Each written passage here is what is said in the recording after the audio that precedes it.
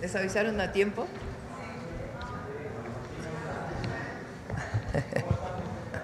Bien, muy bien, buenos días a todas y todos, a todos los trabajadores y trabajadoras de México.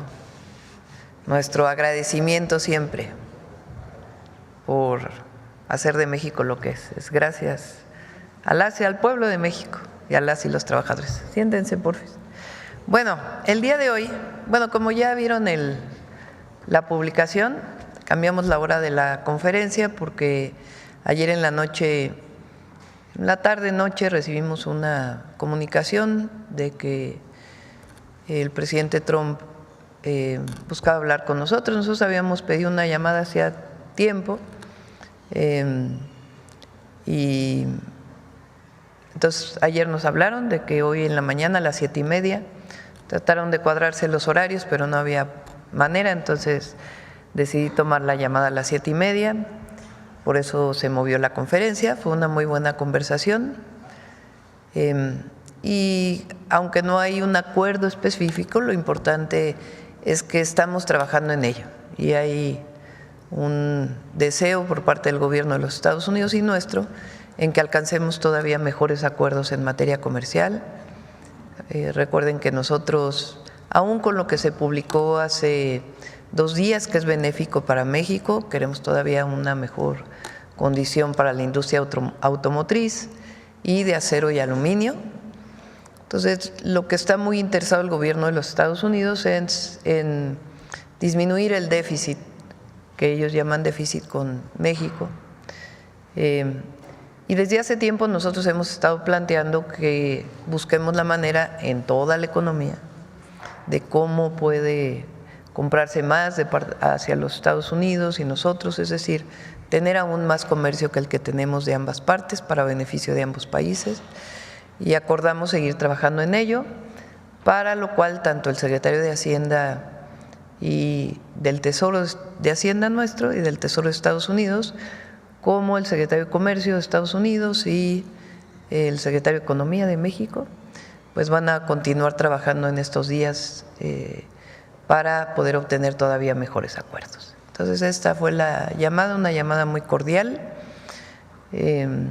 breve, fueron como 10 minutos, 15 minutos y acordamos esto.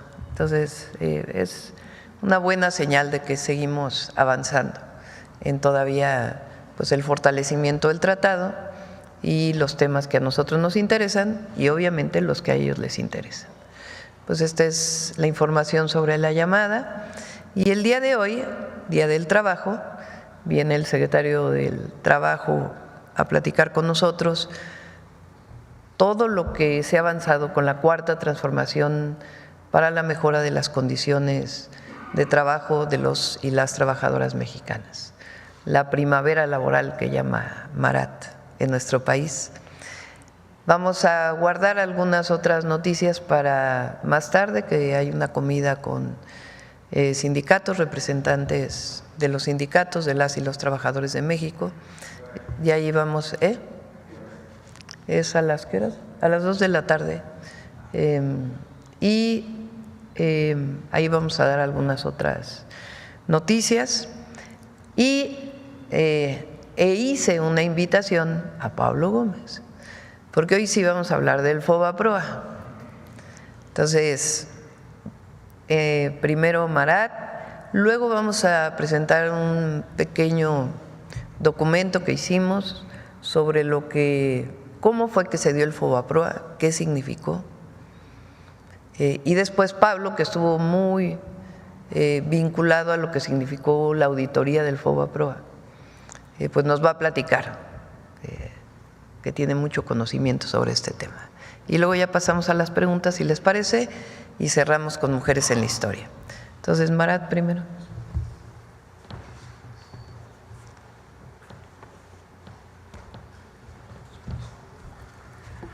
Con su permiso, Presidenta, muy buenos días a todas y todos. Me da mucho gusto estar en este espacio para compartir, pues primero una felicitación, un reconocimiento a las y los trabajadores de México por su gran contribución al desarrollo nacional y también en este Día Internacional del Trabajo, aprovechar la ocasión para destacar algunos de los logros, porque tenemos que decirlo, en los últimos años, tanto en el primer piso de la transformación como en el segundo piso de la transformación, se han tenido avances muy importantes en materia laboral, en la mejora de los ingresos de las y los trabajadores, también en las condiciones laborales, también restituyendo adeudos históricos que se habían tenido con estos sectores poblacionales, sobre todo los que fueron los más depauperados y precarizados en las políticas de la larga noche neoliberal. Y en ese sentido también destacar que ha tenido un papel muy importante la política laboral en la reducción de la pobreza, que ha sido en ese sentido uno de los grandes elementos y contribuciones de la Cuarta Transformación a la vida nacional. En ese sentido, Presidenta, compañeras y compañeros de los medios de comunicación, me voy a permitir hablar de los avances que se han tenido en materia laboral, esto, como ya mencioné, en el marco del Día Internacional de Trabajo. Y para comenzar, destacar justamente lo que hemos nosotros ya comentado. Vivimos un ambiente de primavera de los derechos laborales, de una ampliación que no se había tenido en décadas. Y en ese sentido, pues tenemos que destacar primero que, como ya ustedes lo conocen, el Banco Mundial recientemente señaló que México es el país de América Latina que más ha reducido la pobreza, esto con una disminución del 7%, estimando en ese sentido que son cerca de 9.5 millones de personas que salieron de la pobreza entre el año 2018 y 2024. Y esto pues también es achacable y muy fácilmente incluso detectable a partir de las políticas laborales. En esto ha tenido una contribución muy importante el ingreso laboral, que ha ido incrementándose en 19.2% en términos reales entre el año 2018 y 2024. También he de informar que recientemente se publicó en la Encuesta Nacional de Ocupación y Empleo correspondiente al mes de marzo, donde destaca que la tasa de desocupación alcanzó un mínimo histórico de 2.22%, que es la tasa más baja que existe en el registro de la NOE desde el año 2005. La última vez que se reportó una tasa cercana en ello fue en marzo de 2024 con un 2.28%. También comentarles que durante el primer piso de la transformación, el gobierno del presidente Andrés Manuel López Obrador, como saben, se dio un cambio en la política salarial del país, en el cual además no solamente se procuró que estuvieran los aumentos salariales por encima de la inflación, sino además se hicieron con importantes creces, y en ese sentido se dejaron atrás algunos de los mitos del dogma neoliberal, en donde se decía que el incremento salarial tendría impactos negativos en la inflación, en la generación de empleo, con lo cual, como digo, ya quedó atrás en el pasado esa creencia. En la Cuarta Transformación recibimos un salario mínimo de 88.36 pesos y ahora en 2025 el salario mínimo en la zona general del país es de 278 pesos y en la zona libre de la frontera norte de 419.88. Estos incrementos han representado una recuperación del salario mínimo en términos reales, es decir, ya incluso por encima de la inflación, hablando de sí, de 134%. También se ha incrementado el salario mínimo de manera sostenida con los siguientes resultados. Mientras que en 2018 solo se podía comprar 0.8 canastas básicas, en 2025 el poder de compra, esto al mes de marzo, es de 1.8 canastas básicas, con el objetivo de la presidenta Claudia Sheinbaum, que ya lo estableció también, decirlo, tenemos que llegar a las 2.5 canastas, esto para el año 2030. Los incrementos de los salarios mínimos de 2019 a 2024 redujeron la brecha salarial de género, que esto es también una contribución muy importante a un tema que, pues, como saben, también ha sido muy dolido en el ámbito laboral por la brecha salarial que existe justamente en este ámbito, en el de género. El impacto es mayor en aquellos municipios en donde residen las mujeres más pobres, pues la brecha de género se redujo ahí incluso a un 66%. Los incrementos salariales se han dado en su mayoría a partir del consenso entre el sector obrero y empresarial, y esto es algo muy importante que destacar en la política laboral de la Cuarta Transformación. Estos avances se han dado a través del diálogo social con las y los empresarios, también con las y los trabajadores, y en ese sentido muchos de ellos ha sido a través del consenso, Presidenta, y seguimos siguiendo con ellos sus instrucciones para lograr que estos avances sigan a través de esta ruta. Por la otra, conocen ustedes el programa Jóvenes Construyendo el Futuro, un programa además de los más importantes, esto dentro de la política del bienestar de nuestro país. Ahora ya también es un derecho constitucional, como lo hemos presentado en otras ocasiones, y el programa está enfocado a atender a jóvenes entre 18 y 29 años que no estudian y no trabajan, para incorporarlos en capacitación en el trabajo, es decir, para que puedan aprender experiencia, habilidades, desarrollo de sus capacidades, esto en diversas unidades económicas como pueden ser talleres, tiendas, comercios, negocios, a lo largo de un periodo de 12 meses en los cuales los jóvenes reciben, así también por parte del Gobierno de México, un salario mínimo, además de su incorporación al seguro médico del IMSS, con lo cual también se le está dando cobertura a este importante segmento poblacional que no contaba con este apoyo anteriormente. Al momento, desde principios del año 2019 a la fecha, han participado más de 3 millones de jóvenes, de los cuales 60% son mujeres, con una inversión también sin precedentes en la juventud de nuestro país de más de 139,000 millones de pesos. Esto dista muchísimo de lo que también durante 30 años de políticas neoliberales se apoyó a la juventud, en donde pues haciendo un rastreo de todos los apoyos que se dieron en su momento fueron solamente 7,000 millones de pesos, y bueno, pues aquí el contraste del compromiso con la juventud de 139,000 millones de pesos. También pues decirlo, como el apoyo económico que se da es vinculado al salario mínimo. Comenzamos con un apoyo de 3,600 pesos, esto en el año 2019, y en la actualidad los jóvenes reciben el salario mínimo general, que son 8,480 pesos. Mencionar también que de las y los jóvenes participantes, 7 de cada 10 se encuentran en un empleo u ocupación productiva una vez concluida su capacitación, lo cual es pues prácticamente el triple de la tasa de empleabilidad de lo que los jóvenes cuando buscan por su propia cuenta una ocupación o trabajo. También comentar que respecto al empleo, hemos tenido importantes avances. Esto justamente decirlos que a través del Servicio Nacional de Empleo, que es la oficina por parte de la Secretaría del Trabajo del Gobierno de México, donde se facilitan las vacantes de trabajo para los buscadores de empleo y también para las empresas que puedan publicar justamente los espacios que ofertan, pues hemos contribuido a que 2,4 millones de personas puedan estar vinculados a un trabajo, de los cuales además decirlo, como ya mencionamos también anteriormente, 162,179 personas han sido en los meses que corresponden al gobierno de nuestra presidenta, la doctora Claudia Sheinbaum, con ello también contribuyendo al buen ambiente laboral que ya destacamos. Desde el Servicio Nacional de Empleo también se participa en el Plan México a partir de la realización de las 4 grandes jornadas de las Ferias Nacionales de Empleo.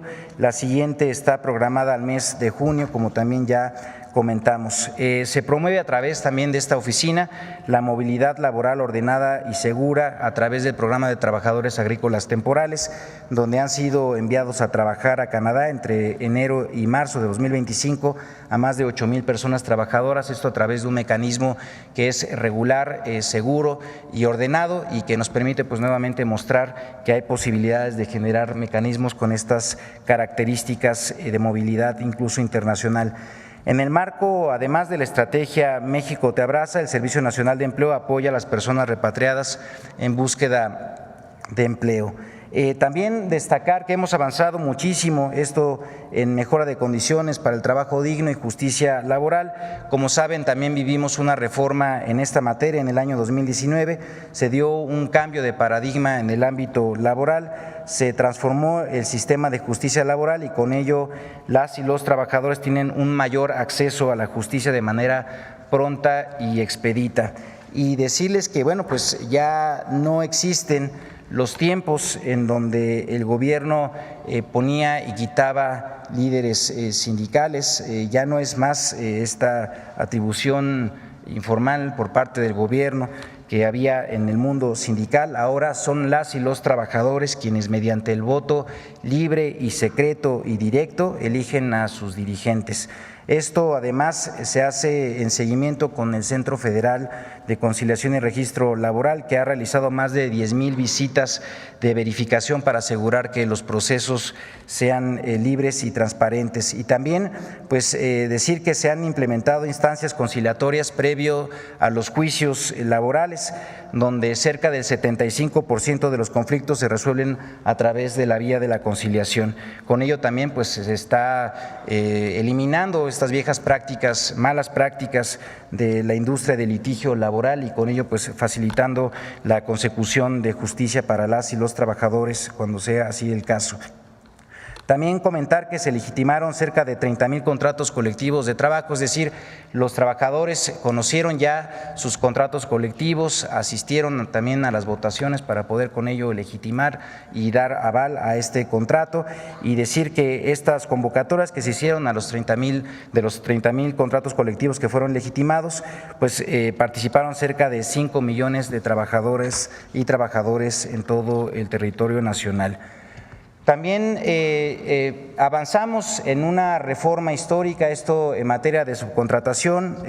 Con ello, en 2021 se implementó una reforma que lo que permitió fue que 3 millones de trabajadoras y trabajadores fueran reconocidos por sus verdaderos empleadores, con ello pues mejorando condiciones de las y los trabajadores.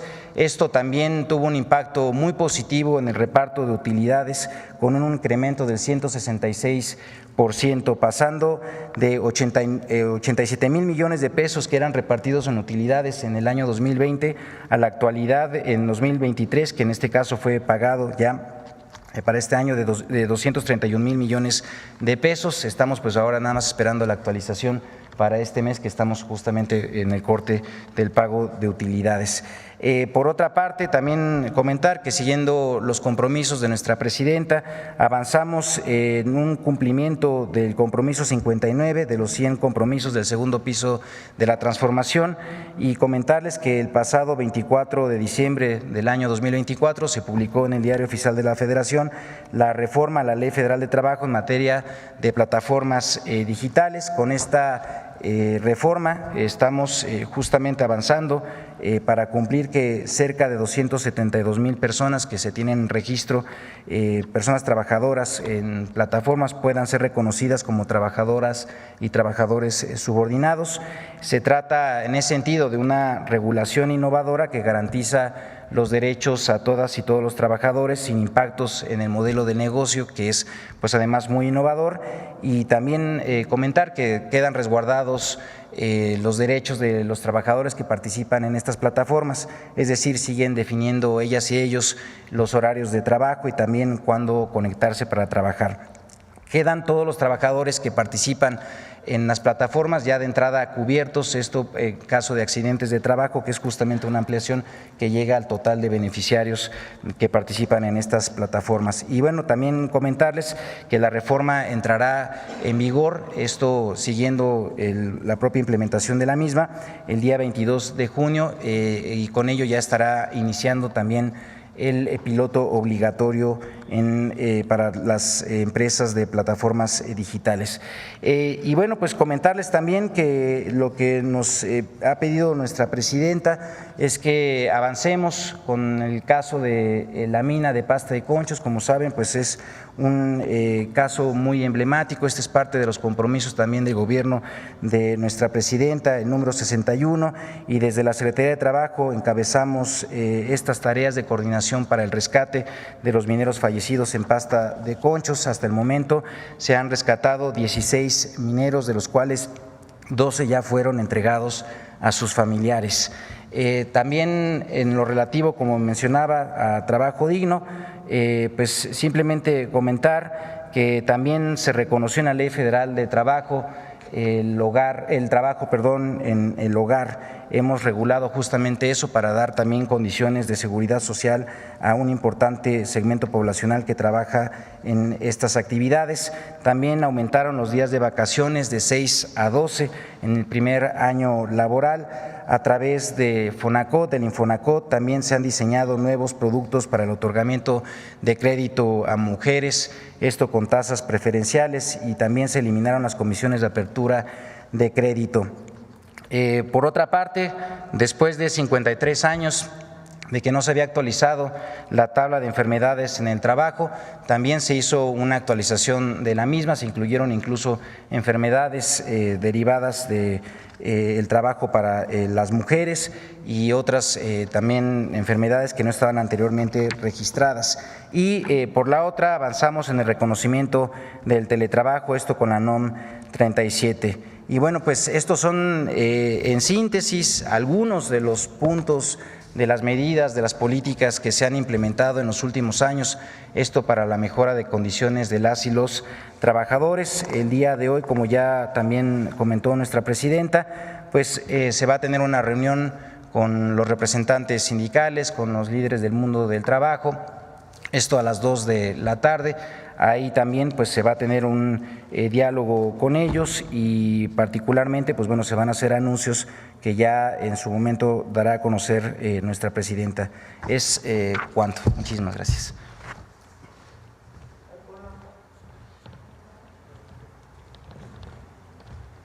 Antes de pasar a FOBAPROA, quiero enseñarles una gráfica de un reporte que salió el día de ayer. Eso es lo que está antes, a ver si pones la gráfica, espérame, es elaboración propia con datos de State of the Global Workplace, estado de Workplace, ¿cómo se traduce? Del espacio de trabajo global 2025 de Gallup. Y a ver, pon el original la tabla. Arriba. Dice, imagina una escalera con escalones numerados del 0 en la base al 10 en la cima.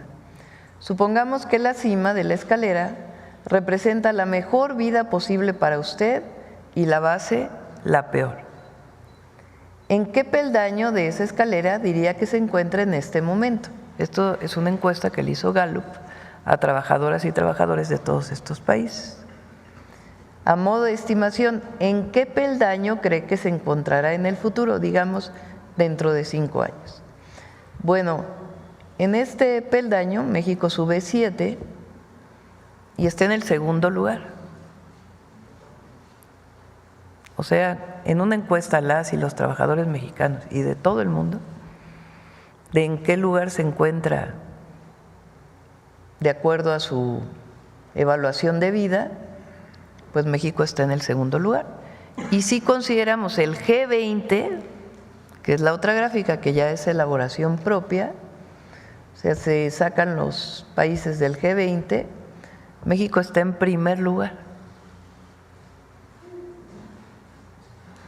Esta es una evaluación de una encuesta de las y los trabajadores, comparado con la evaluación de los trabajadores de otros países. A ver si se los compartes con él.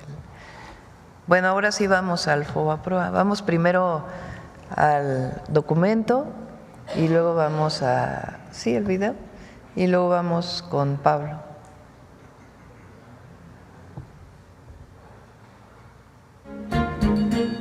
La historia del Fondo Bancario de Protección al Ahorro, FOBAPROA, es la historia de una estafa, de una red de corrupción entre el poder político y el poder empresarial y del saqueo más grande en la historia contra la economía del país y de millones de mexicanos. El FOBAPROA surgió en 1990 durante el gobierno de Carlos Salinas de Gortari, con el objetivo de darle liquidez a los bancos recién privatizados para que en caso de crisis y devaluaciones entrara al rescate de sus deudas y otorgarles capital. Originalmente el FOBAPROA era un fideicomiso privado administrado por el Banco de México. El FOBAPROA tenía un precedente directo. En 1983 se creó en el Banco de México el Fideicomiso de Cobertura de Riesgos Cambiarios FICORCA, con más de 10,000 millones de dólares para beneficiar a empresas establecidas en México que tuvieran deudas en dólares. Su primer director fue el entonces joven economista Ernesto Zedillo Ponce de León, recién doctorado en la Universidad de Yale. El FICORCA, como el FOBAPROA, fue un instrumento para beneficiar a grandes empresarios que contribuyeron a las campañas políticas del PRI y al ascenso de la nueva élite de tecnócratas. FICORCA benefició al menos a 209 empresas que pertenecían a los 30 grupos empresariales más poderosos. En diciembre de 1994, tras el final trágico del sexenio de Carlos Salinas de Gortari y ante el escenario de un enorme déficit en la cuenta corriente, a su llegada a la presidencia de la República, Ernesto Zedillo decidió devaluar el peso de manera discrecional, avisando solo a un grupo selecto de empresarios nacionales y extranjeros, provocando con ello una fuga de capitales súbita, el aumento de las tasas de interés y la consecuente quiebra de millones de empresas y de mexicanos que no pudieron pagar sus deudas con los bancos. La cartera vencida se disparó en 150% en solo unos meses. El efecto fue tal que entre 1994 y 1996 la población en pobreza aumentó en 17 millones de personas, para sumar un total de 64 millones de personas en pobreza. Como consecuencia del error de diciembre, durante ese sexenio la moneda mexicana perdió más de la mitad de su valor, pasando de 3.4 pesos por dólar a 9.4 pesos por dólar. El gobierno de Ernesto Zedillo decidió endeudarse con 50,000 millones de dólares frente al gobierno de Estados Unidos y del Fondo Monetario Internacional, elevando a 164,000 millones de dólares la deuda externa, cifra sin precedente en la historia del país. Zedillo firmó una carta de intención con el FMI para acelerar el proceso de privatización de empresas estatales, elevar las tasas de interés de manera inusitada, lo que provocó la quiebra de cientos de miles de familias y generó el famoso efecto tequila de la recesión económica mexicana.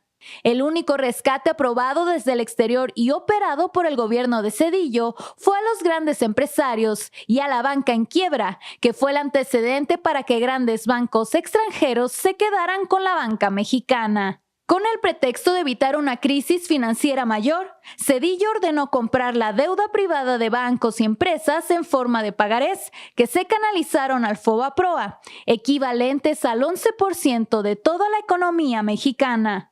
En el verano de 1998, con el apoyo de los votos del PAN y del PRI en el Congreso, la administración zedillista convirtió esa deuda privada en deuda pública y el FOBAPROA pasó a ser el Instituto para la Protección del Ahorro Bancario, IPAB, en beneficio directo de bancos como Bancomer, Inverlat, Banamex, Unión, Santander Mexicano, Serfín y Banpaís.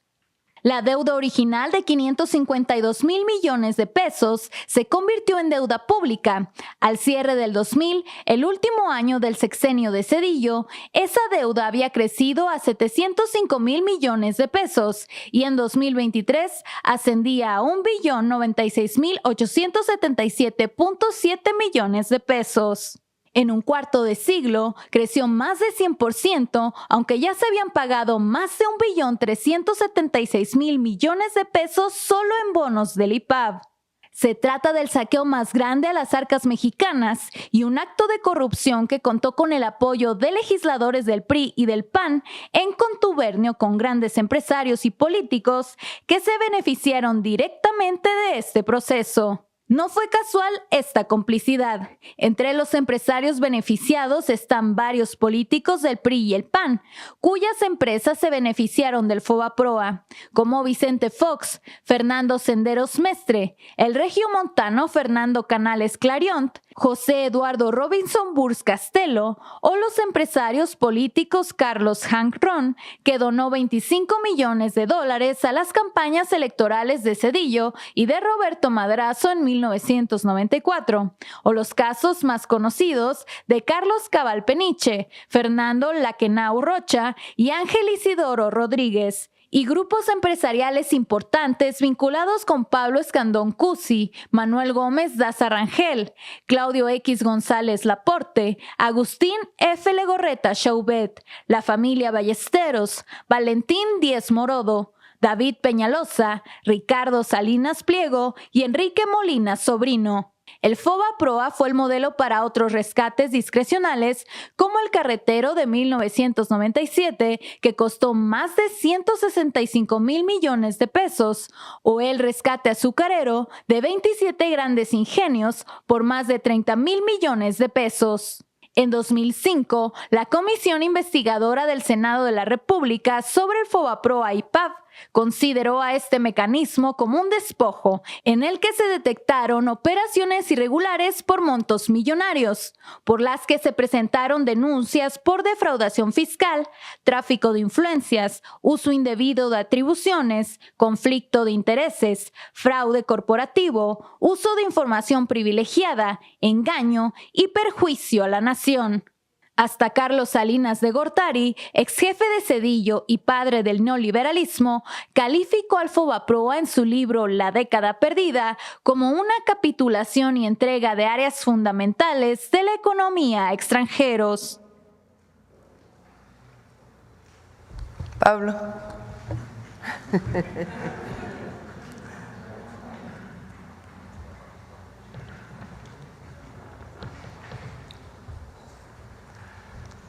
Muchas gracias, Presidenta.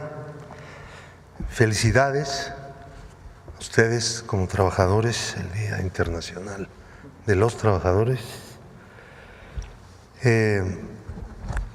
No se preocupen, no voy a leer esto. Lo que acabamos de ver es una buena exposición sintética de una tragedia que se pudo haber evitado con un poco de sentido de responsabilidad con el pueblo de México, con un poco de patriotismo y con un mucho de valor y decisión a la altura de las circunstancias, que nada de eso predominó en el poder de entonces. La tendencia hacia la salida de capitales del país empezó a principios del año electoral, pero no se debió al hecho de que iba a haber elecciones, sino de la situación de la economía y de la política de Carlos Salinas de contener de manera artificial el tipo de cambio. Esto generaba un impulso hacia la salida de capitales de los dueños del dinero, que buscaban pues ciertas garantías del mantenimiento del poder adquisitivo de sus fondos. Esto fue advertido no solamente por economistas, sino también por uno que otro empresario. El gobierno consideraba que no debería actuar con fuerza frente a esta tendencia porque iba a haber elecciones. Ese era el argumento principal, que después de las elecciones ya se iba a componer todo. Después de las elecciones las cosas se empeoraron muchísimo más por la presión.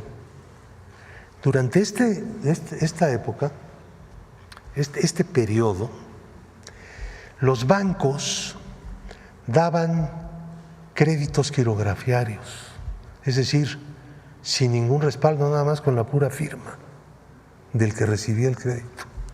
Créditos millonarios, créditos a personas relacionadas con los bancos, es decir, accionistas, altos funcionarios de los bancos, parientes de los gerentes. Hicieron un reparto de créditos baratos por muchos millones de pesos. Esto está documentado. Ahora vamos a hablar de eso.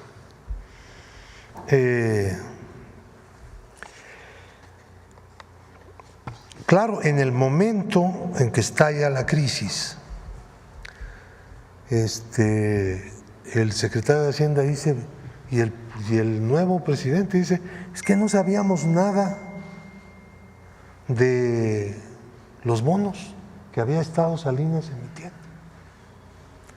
¿Cómo que no sabían nada si eran miembros de ese gobierno? Pues ¿de dónde llegaban? Llegaban del mismo grupo político. Zedillo no iba a ser el candidato, ustedes lo saben, todo el mundo lo sabe. El candidato era Colosio, él fue, digamos, que el relevo. Pero Zedillo era el coordinador de la campaña de Colosio. Entonces había estado en el gobierno directamente, tenía conocimiento de eso. Su carrera como funcionario alto, pues fue en el fideicomiso para cubrir los riesgos cambiarios, que era pues un instrumento para sustituir confianza por soluciones a los problemas de deuda en dólares de los empresarios. Perdón. Entonces, veamos cómo se hizo, cómo se construyó este edificio de FOBAPROA. El FOBAPROA empezó a operar dando bonos, fondeando a los bancos que tenían dificultades de cobro. Una cantidad enorme de créditos que estaban en cartera vencida y que el FOBAPROA asumía a cambio de bonos que se le entregaban y entraban al activo y al patrimonio del banco. Entonces, FOBAPROA empezó a cubrir adeudos privados. Esta no era la función. La función del FOBAPROA era una especie de seguro para proteger el ahorro bancario. Cuando un banco entraba en dificultades, la Comisión Nacional Bancaria intervenía al banco y entonces lo podía sanear utilizando las cuotas pagadas por los bancos al FOBAPROA y cubriendo, por lo tanto, determinados quebrantos, aunque no había un techo como después se puso, de todas maneras, pues eso estaba en dependencia de la política de la propia autoridad del país.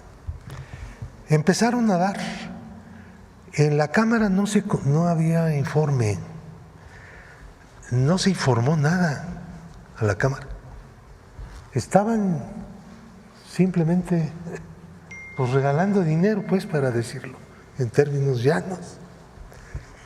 Hasta que hubo ahí una pequeña rebelión y dijeron, bueno, pues tienen que informarnos. Y fueron a informar. El asunto era mucho peor que lo que suponíamos. Las cosas ya estaban en un nivel verdaderamente insostenible. ¿Quién va a cubrir todo esto? Del desastre. La economía del país estaba mal, la inflación galopaba, el tipo de cambio llegó hasta 11 y pico, venía desde 3 con la reforma, ¿se acuerdan? El cambio de los pesos llegó hasta 11. Bueno, entonces se hicieron dos bandos. Hay en México y en la historia una tendencia a que haya dos bandos. por más que se hacen esfuerzos para que haya más bandos, ¿no? Hay países donde hay más. En México siempre hay la tendencia que haya dos posiciones, dos bandos. Al principio no era así, aparentemente. La primera proposición era mantener la política que se había iniciado con el programa de rescate, cubrir sobre la base de unas reglas muy laxas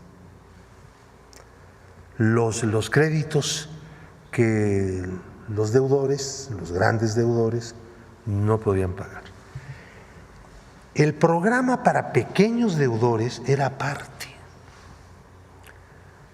Lo separaron porque eran cantidades mucho menores y el regateo era mucho mayor, o sea, al pequeño deudor le tocaba cubrir un porcentaje mayor del adeudo por una razón, porque muchos de ellos eran hipotecarios. ¿Y qué? Si no pagaban, perdían la casa. Entonces los podían extorsionar, vamos a decir, así. Entonces, ese programa que todavía subsiste como el rastro, como un adeudo, nunca tuvo una importancia grande. Ellos presumían mucho de su programa de pequeños deudores, pero les salió baratísimo y los pequeños deudores pues tuvieron que pagar una buena parte. Los grandes deudores, pues no, así no fue la historia. Era muy laxa la norma. Entonces, la segunda propuesta era que el gobierno de México asumiera acciones sin derechos corporativos, que los dueños de los bancos siguieran manejando los bancos y el gobierno no interviniera en la administración. Tuviera, con la emisión de bonos, una parte, la parte necesaria de acciones para fortalecer el activo de los bancos y que estos siguieran operando. Con el tiempo, una vez que los bancos empezaran otra vez a tener utilidades, que era previsible que dentro de un determinado tiempo, pues lo obtuvieran. Entonces, con las ganancias, productos de las utilidades de esas inversiones de capital, de esas acciones, empezarían a amortizar las mismas acciones. Entonces, no sabíamos exactamente cuánto tiempo iba a durar, pero desde luego no 25 años, era imposible. Si se hubiera resuelto se hubiera empezado a resolver en el momento en que, como ocurrió, los bancos empezaran otra vez a tener utilidades. Ahora tienen unas utilidades grandísimas, pero no amortizamos nada. Nada. Un año después en Japón, esta propuesta se aplicó, la que yo presenté. Y les fue bien, digo, dentro de lo que cabe, tenían una crisis espantosa, pero salieron. También lo hizo el presidente Obama, lo comentábamos hace un momentito, lo recordábamos, con algunas empresas, en lugar de hacer ese salvamento, decir, te doy dinero y me cobras los intereses de lo que te estoy dando. ¿Cómo? Era este sistema, que duró poco tiempo en la política de Obama de salvamento de empresas grandes. Algunos bancos entonces quebraron, los dejaron quebrar, pero lo que estaban protegiendo era la economía, la producción. Y lo hicieron bien. Bueno, del mundo entero, el que peor lo hizo fue México, que es una cosa muy fea. Porque ahí está la deuda. Dicen algunos políticos del viejo régimen, que la deuda de un país no se paga nunca. ¿Cuál es el problema? ¿Cierto? No se trata de eso, no se paga nunca. ¿Saben por qué? Porque se paga todos los días. Porque nadie se hace pobre por deber, se hace pobre por tener que pagar los intereses de lo que debe. Esa es nuestra historia, es nuestra realidad, porque el pasado nos persigue cuando las cosas que se hacen son de una profundidad dañosa inmensa. La auditoría. Vamos a aterrizar ahí. Bueno, entonces había dos proposiciones. La proposición que ganó, el PAN estaba ahí nadando y finalmente pues, no era cierto. Estaba en la misma propuesta. Reconocer la deuda de FOBAPROA. Y la nuestra, en esa época, el presidente del PRD era Andrés Manuel, justamente. Yo la presenté y dije, bueno, esto que acabo de explicar. Es importantísimo tener presente que había dos propuestas, que no era fatal reconocer la deuda. El Congreso tiene la facultad de reconocer la deuda, pero las deudas no se pueden contraer si no son para inversiones que generen ingresos. Eso dice la Constitución. ¿Sí? Aceptar la deuda era inconstitucional. Bueno, dice Zedillo que se auditó el FOBAPROA y que se entregaron los resultados en su momento. Miente feo. Miente feo. ¿Eh? Hay varias formas de mentir. Miente feo. Aquí está el que no quisieron entregar. Entregaron en la Cámara un disco encriptado. Tenía 5 llaves. 5 llaves.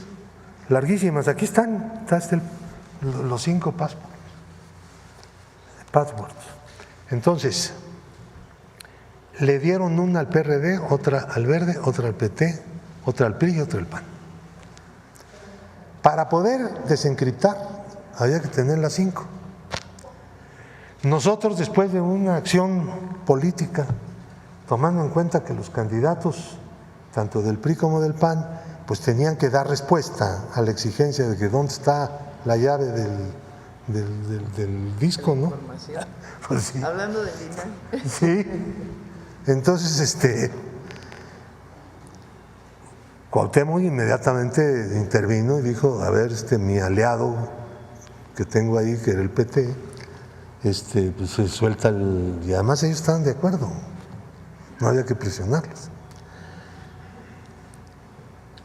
Los del PAN dieron una llave que no era Fauci Handam. Ese es bueno para esas cosas, ¿no? La entregó, pero era falsa. Entonces se generó un conflicto interno en el PAN, diciendo, pero ¿qué les pasa? Estamos en vísperas de una elección y ustedes jugando con esto. Entonces entregaron la llave.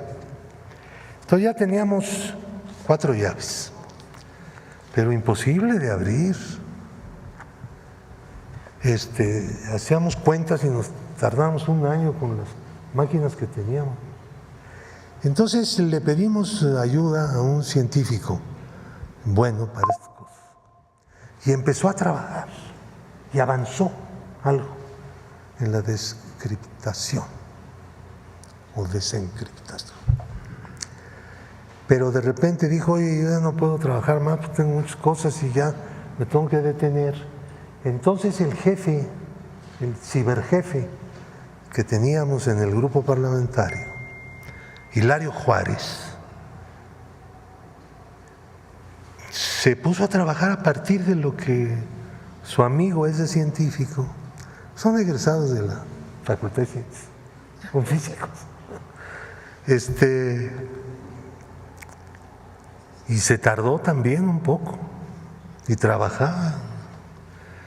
Y un día, ¡wow!, apareció lo que estaba encriptado, apareció el reporte de la auditoría con los créditos que consideraban pues crimen, delito. Lo subimos a la página, ¿no?, para que cualquiera lo pudiera consultar. Este documento fue público. Estuvo en la página de la Cámara meses. Cuando vino el cambio ahí de presidencia, llegó una priista a ser presidenta de la Cámara, ordenó que quitaran eso, por favor. ¿Qué es eso? De tener ahí como trofeo este documento que se negaban a entregar, a abrir. Tiene aviso de confidencialidad. Este disco CD-ROOM contiene la lista completa de las operaciones reportables identificadas durante la ejecución del programa para la evaluación integral de las operaciones del Fondo Bancario de Protección del Ahorro y en el saneamiento de las instituciones financieras de México. Acércate al micrófono. Perdón. Súbele. Perdón. Entonces dice, al momento en que usted tenga acceso a la información confidencial, lo que leías cuando desencriptabas, ¿no? Pero ya llevábamos meses en esto y se negaban a entregar. Dice, mediante el uso de las claves o contraseñas contenidas en los sobres adjuntos, se obliga a, 1, preservar la confidencialidad de la información confidencial. Vaya. 2, utilizar la información confidencial exclusivamente para los fines previstos en los artículos 5 y 7 transitorios de la Ley de Protección al Ahorro Bancario, que ya se habían adelantado protegiendo esto, ¿no? Y abstenerse de divulgar por cualquier medio la información confidencial. En caso de que la información confidencial llegara a estar en el dominio público, las instituciones de crédito y sus clientes podrían sufrir daños irreparables. ¿Pues cuáles? ¿Que los metieran a la cárcel? No los iban a meter a la cárcel, ya estaba todo planchado. Como no los metieron, ahí traigo otro documento. Si llegara a divulgarse por cualquier medio la información confidencial, podrían verse afectadas ciertas investigaciones de carácter administrativo y judicial. Al contrario, esta era la presión para el MP, pero no funcionó. Ellos tenían el MP. Michael McKay, o McKay, como quieran, no acepta responsabilidad alguna por cualquier daño o prejuicio causado a terceros como consecuencia del uso o revelación indebida de la información confidencial. Y aquí está la lista. Bueno, quiero decirles que esto que no querían entregar, en efecto no es una cantidad muy grande, pero sí más o menos pesada. El problema es que esto violaba la regla laxa de ellos mismos. No obstante lo cual, cubrieron estos créditos. La regla de ellos era impresionantemente favorable para los grandes deudores, los empresarios y todo eso, especuladores. Esto estaba fuera de ellos y nunca pudieron explicar por qué Fobaproa en su comité que tenían aprobó esto. Nunca. No dieron la menor explicación. Saben que esto no iba a ser conocido nunca con el sistema del encriptamiento con 5 llaves, ¿no? Con el PRI que dijera no. Yo le mandé decir a la Bastida en aquel entonces, a través de una persona que trabajaba con él y que en algún momento trabajó conmigo en el PSUM, que nos diera la clave, la llave, que eso era lo mejor para el país, para todo el mundo. La transparencia más elemental. Me mandó decir que no. No sé si porque no podía o porque no quería o por las dos cosas. Eso nunca lo dijo, se hizo el desentendido. Este documento se conoció en su momento. Se está negando su existencia. Zedillo está diciendo que se entregó el resultado de la auditoría abiertamente en el momento. El resultado de la auditoría que entregaron es este, donde está la historia, lo que hicieron, más o menos la política que llevaron a cabo, pero también la crítica de la política económica del gobierno, sobre todo bancaria, de aquella época. Está incluido aquí. Yo quisiera, si me lo permite la presidencia, entregar simbólicamente estos documentos aquí a la Presidencia de la República como testimonio de que existen, de que el de los fraudes que hicieron, lo ocultaron y quien lo dio a conocer fue la gente de izquierda en la Cámara. Y el PAN y el PRI lo estuvieron ocultando y les pongo como muestra la propuesta que hizo a ese respecto. El 23 de marzo del año 2000, Fauzi Handam, que había sido el negociador ahí en el grupo, en donde nada más de las dos propuestas que había, no estaban dispuestos a discutir más que una, que era la de ellos, y yo les dije, ¿saben qué? Pues yo me voy, pues ¿qué estoy haciendo aquí? Y ya, ahí quedó la cosa. Y Medina Plasencia, que era el coordinador del PAN, presentaron el 23 de marzo de 2000 un documento propuesto al Pleno de la Cámara, donde la Cámara de Diputados se deslindaba de la publicación de las operaciones reportables, que es este documento que habíamos publicado, y declaraban que solo el IPAB puede darle un uso.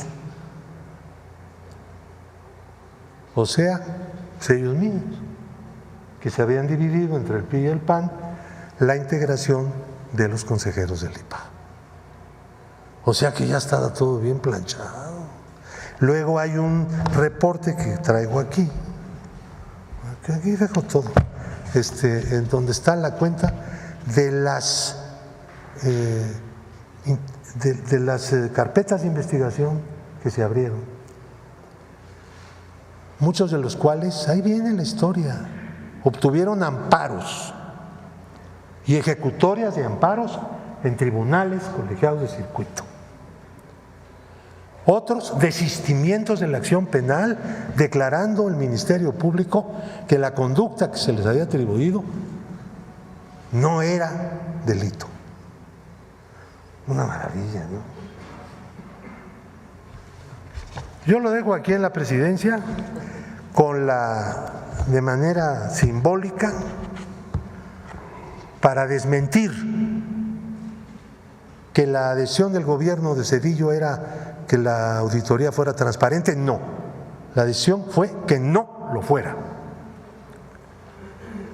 Y la complicidad del PAN no solamente en la votación que se hizo para reconocer la deuda gigantesca, sino también para desconocer el contenido de este documento que no habían querido que fuera público.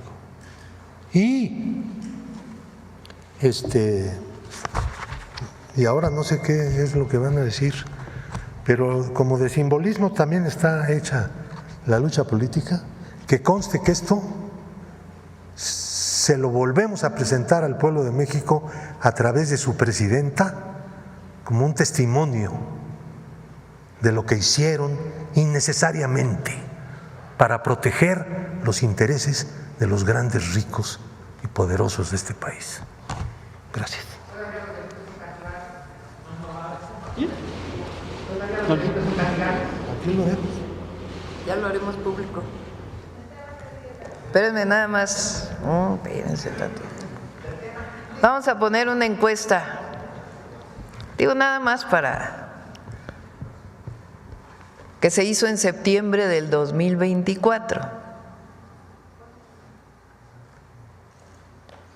Digo, para ver a quién escogieron como vocero la oposición, ¿no? Porque ahora su vocero resulta que es Zedillo. Pues miren nada más el vocero que escogieron. La encuestadora Encol preguntó el 24 de septiembre del 2024, de los siguientes personajes que le voy a mencionar, dígame por favor para usted quién ha sido el mejor presidente. 68% Andrés Manuel López Obrador, 6% Vicente Fox Quesada, 5% Enrique Peña Nieto, 4% Felipe Calderón Hinojosa. No, ya estar más abajo que Calderón está difícil. 4% Ernesto Zedillo. 3%, 4% Felipe Calderón Hinojosa. 3%, gracias por la corrección, Ernesto Zedillo Ponce de León. Le ganó ninguno. Salinas no lo pusieron, yo creo. Pero bueno, de todos esos se escogieron al que la gente recuerda como uno de los peores presidentes. Porque vale la pena nada más. Porque no sé si se han dado cuenta de que ahora todos hablan de lo mismo y reconocen a Zedillo. Y es importante, repito, para los jóvenes, porque para los que estamos más grandes nos acordamos de aquel terrible sexenio, por supuesto de la noche neoliberal, pero de aquel terrible sexenio que le causó tanto dolor a millones de familias, que de la noche a la mañana pasaron sus deudas de poquito que debían al triple, al cuádruple, al quíntuple, por el incremento en las tasas de interés, deudas impagables para quien compró su casa con crédito, para quien pidió un pequeño préstamo para su negocio. A ellos no se les rescató, a ellos se les trató aparte y perdieron todo. Como bien decía uno de sus compañeros, hubo gente que se suicidó en aquella época por lo terrible que significaba de la noche a la mañana de ver tanto dinero. Sin embargo, los grandotes, los bancos, grandes empresarios, todos recibieron sin ningún problema, de la noche a la mañana desaparecieron sus deudas. Deudas privadas convertidas en deuda pública. Como bien dice Pablo, cuando viene la crisis del 94, cuando entra Zedillo, se ha escrito mucho sobre esto, el propio presidente López Obrador tiene un libro del Fobaproa, donde vienen muchos nombres y cómo se dio esta situación. Muchos han escrito sobre esto. Algunas gentes, la mayoría cercanos a nuestro movimiento y otros nada cercanos, que han escrito sobre esto. Entonces el Fobaproa se empieza a usar para rescatar a los grandes, que antes era un fideicomiso privado y de pronto convierten todo eso privado, deudas privadas, en una deuda de todos los mexicanos, que a la fecha seguimos pagando. A ver si nos da Edgar la deuda ahora del IPAVA. ¿Y cuánto se ha pagado? Que es más de $1 billón. Pero espérenme. ¿Perdón? ¿Las denuncias todavía? Hay que revisar eso con el fiscal, pero ya fue hace bastante tiempo y además desde entonces a muchos de ellos pues se cerraron los casos. Ahora, ¿por qué es importante? Ustedes digan, bueno, fue una mala decisión, como bien dice Pablo, no era la única propuesta y muchos otros países que tuvieron situaciones como estas optaron por opciones distintas para rescatar la economía. Fue discrecional a quién apoyaban y a quién no. Eso lo dice la propia Auditoría Superior de la Federación en el 98. No solamente fue una mala decisión, sino que además a quienes rescataban era absolutamente discrecional.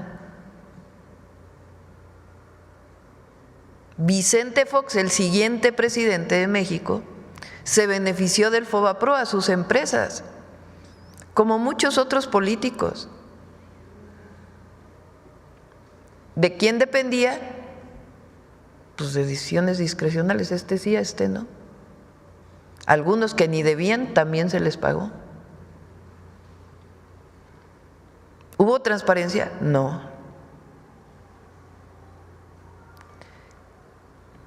Entonces sí vale la pena recordar lo que fue aquella época. Mañana vamos a hablar de las represiones durante el sexenio de Zedillo.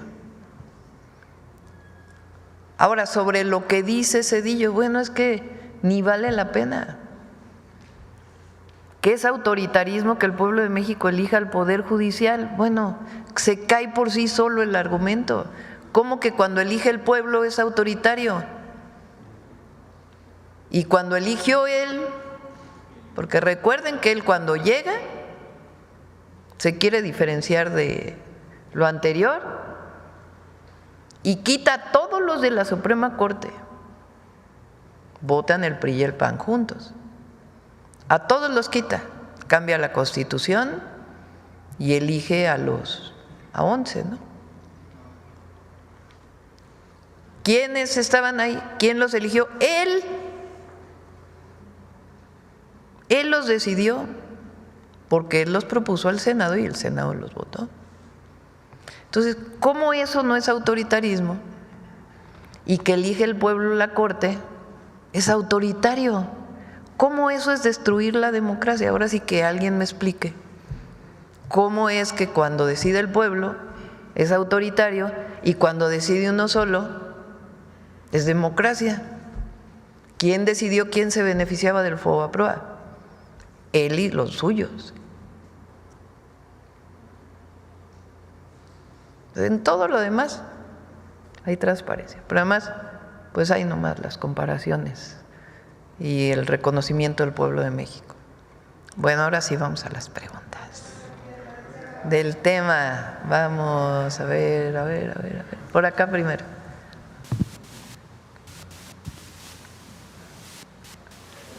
Buenos días, señorita.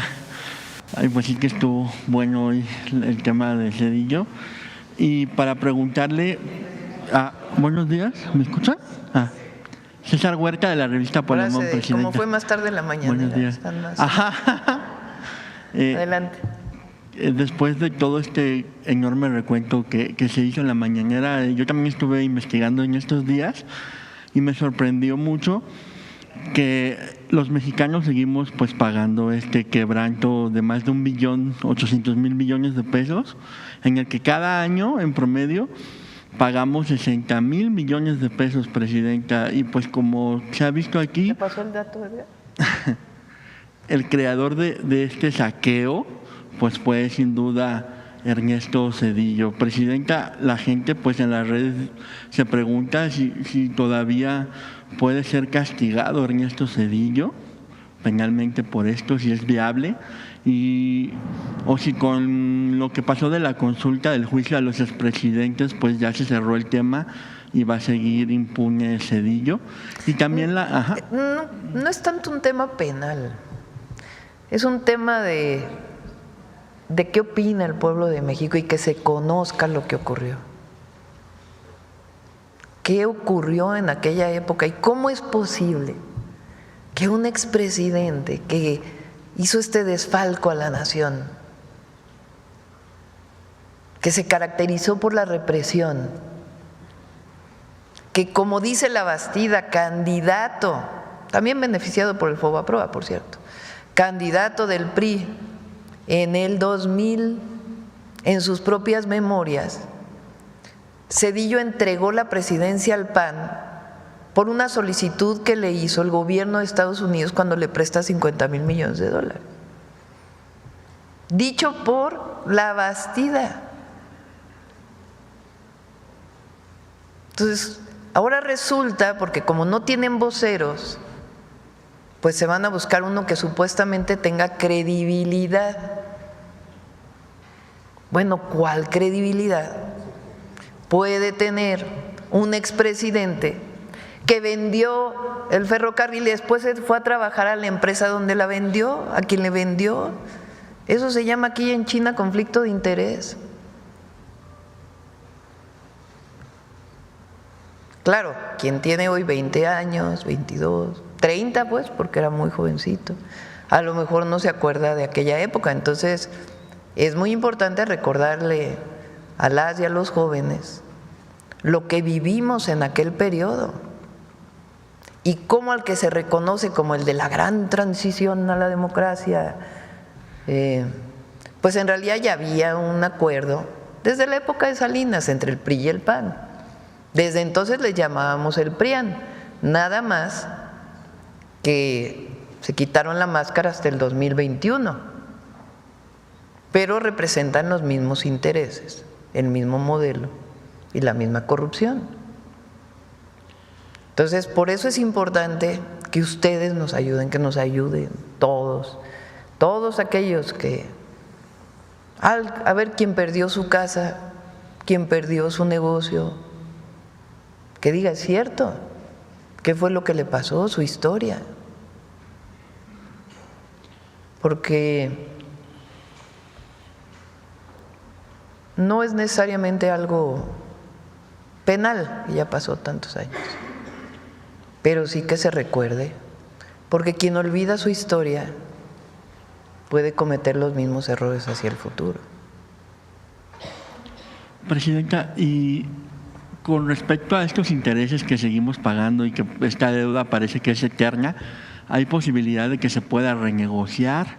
¿A quiénes les seguimos pagando pues este dinero? Es complejo. Si quieren, invitamos al secretario de Hacienda y para que nos platique por qué se tiene que seguir pagando esta deuda, qué significa, porque no es tan sencillo, ¿no? Dejar de pagar una deuda tiene sus implicaciones. Entonces, pero es importante que también se explique por qué impactos tuvo en la economía, qué impactos tiene y por qué se tiene que seguir pagando, ¿no? Es importante. Y, Presidenta, bueno, cambiando un poco de tema, que está relacionado también, pues en estos días el periodista Ciro Gómez Leiva volvió a lanzarse en su contra en su programa, diciendo, y también pues en contra del expresidente Andrés Manuel López Obrador. Según Ciro, el expresidente AMLO está escondido, según él. Lo critica no soportan el silencio. Lo critica por no aparecer en espacios abiertos, ni en vuelos comerciales, por no ir a los estadios, por no enfrentarse, según él, a la gente, con el pueblo. Y pues dice que se esconde por miedo a la gente, cuando en realidad, dice Ciro que usted incluso la critica por defender al expresidente López Obrador. ¿Qué le responde a quienes, como a Ciro Gómez Leiva, insinúan que el expresidente López Obrador se esconde por miedo a la gente? ¿No será más bien que quienes hoy lo atacan no soportan que su legado siga vivo y respaldado por millones? Pienso que, entre otras cosas, lo que quieren, que es desde que llegué a la presidencia, es que haya un deslinde de la presidenta de la Cuarta Transformación y lo que representa. Pues ¿cómo lo vamos a hacer? Pueden seguir pensando lo que quieran. Nosotros nunca vamos a traicionar ni nuestro origen, ni nuestra historia, ni lo que pensamos, ni nuestros principios, ni al pueblo de México. Jamás. Somos continuidad del inicio de la Cuarta Transformación. Segundo, qué sorpresa hay en algo que se la pasó diciendo 6 meses antes de terminar su sexenio el presidente López Obrador, que dijo: les voy a contar algo, yo después de que salga voy a retirarme de la vida pública y voy a escribir un libro que a lo mejor no es uno y son varios. Y hay que esperar a que salga pues el primer libro, esperemos que no se tarde mucho. O sea, qué sorpresa hay en que él dijo, al contrario, está cumpliendo como toda la vida lo hizo en su historia, cumpliendo con lo que dijo. Pero sí les molesta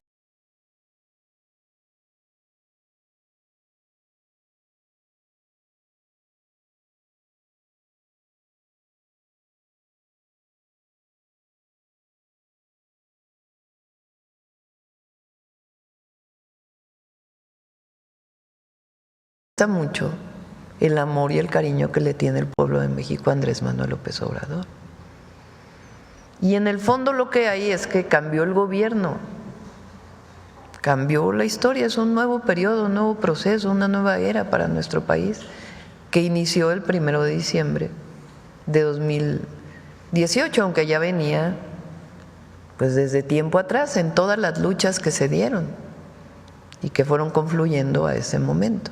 Y mucha gente que no estaba con nosotros y que fue convenciéndose de la virtud de lo que representa la Cuarta Transformación. Entonces, está en su casa y en Palenque, escribiendo. No sé si se entere de, porque no estoy en comunicación con él, solo sé que está bien, que está contento. Se está riendo si es que escucha estos comentarios. Y vamos bien, el pueblo está con nosotros. Y Presidenta, hace unos días Pedro Sola, un comentador de espectáculos de TV Azteca, afirmó que los únicos que deben de votar son quienes pagan los impuestos, porque según él, quienes no pagan son los que reciben limosnas del gobierno y por eso votan por el gobierno. Salinas Pliego, quien es su patrón, pues estuvo de acuerdo con este comentario e indicó que para gobernar también se debería de tener al menos la capacidad de dirigir una empresa de por lo menos 50 trabajadores. Pues dice él que hoy llega al gobierno puro ignorante que cree que el dinero se da en los árboles o crece en los árboles. Estas ideas, Presidenta, pues son evidentemente contrarias al espíritu de democracia. ¿Qué piensa de que las haga quien, por cierto, debe millones de pesos al SAT, miles de millones de pesos al SAT? Yo creo que ya no saben ni qué decir, la verdad. Además, son muy ignorantes porque todos los mexicanos y mexicanas pagan impuestos. Cuando compras un producto pagas el IVA. Todos pagan, todas y todos. Entonces, hay mucha ignorancia, la verdad. Y segundo, mucho racismo y mucho clasismo. ¿Qué decimos nosotros? Solo que cumplan con la ley, porque eso sí se llenan de discursos del Estado de Derecho, pero cuando se trata de que llegue a ellos, no, ese sí no es derecho. Ese sí tiene que seguir siendo chueco. O se llenan de discursos hablando de libertad, pero cuando algún compañero de ustedes saca algo en su contra, no, entonces sí que no haya libertad, porque eso sí está muy tremendo. Entonces hay mucha hipocresía. Pero miren, que haya libertad de expresión. es lo más importante, que siga habiendo libertad de expresión. Y ya por último, Presidenta, ¿qué piensa de que Carlos Loret de Mola haya difundido un video de Está muy bueno. de un enfrentamiento armado en Yemen, afirmando que sucedió en Sinaloa? A ver, ponlo, porque sí. Está muy bueno. Esa es la verdad, ¿no?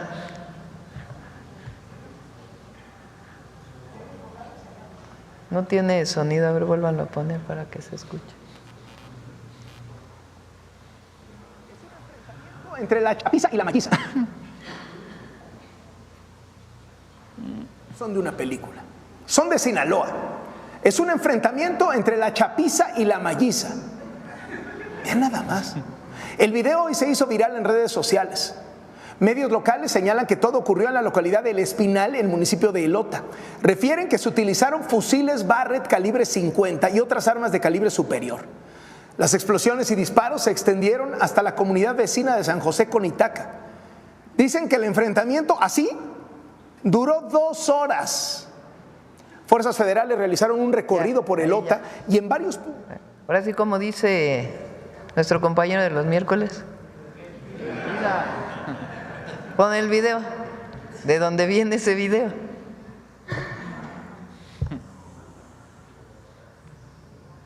Hace un mes.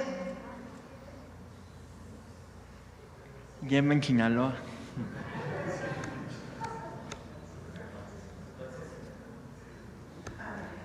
O sea, un episodio lamentable en Yemen. Lo pone ayer como si hubiera sido un enfrentamiento en Sinaloa.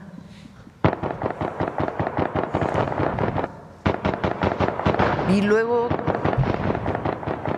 se quejan de que tengamos nuestro detector de mentiras. Dicen que eso es terrible.